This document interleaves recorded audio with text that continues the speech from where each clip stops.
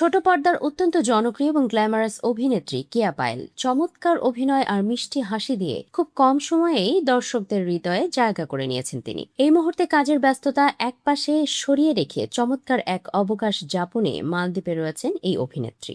আর সেখান থেকেই নিয়মিত নিজের নজর কাড়া ছবি ও ভিডিও শেয়ার করে ভক্তদের মনে দোলা দিচ্ছেন কেয়া। কখনো সমুদ্রের নীল জলরাশিতে স্পিডবোট ভ্রমণ, আবার কখনো বিলাসবহুল রিসোর্টে একান্ত অবসর কাটানোর দৃশ্য, সব মিলিয়ে তার এই ট্যুর পোস্টগুলো সামাজিক যোগাযোগ মাধ্যমে বেশ সাড়া ফেলেছে। তবে এবার শুধু ভ্রমণের ছবি নয়, বরং কেয়া পায়েলের একটি রহস্যময় পোস্ট এবং একটি ভাইরাল ভিডিও ঘিরেই নেট পাড়ায় শুরু হয়েছে তুমুল আলোচনা। কিন্তু কি আছে সেই ভিডিওতে?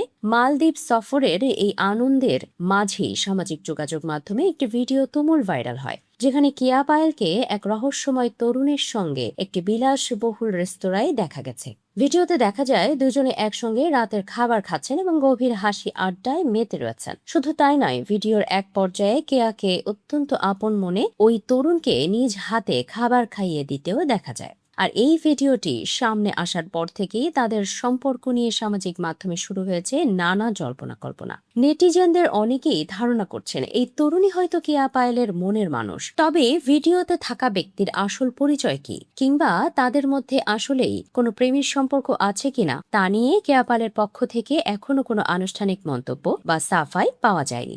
এই প্রেমের গুঞ্জন ও আলোচনার আগুনের মাঝেই যেন ঘি ঢাললেন অভিনেত্রী নিজেই।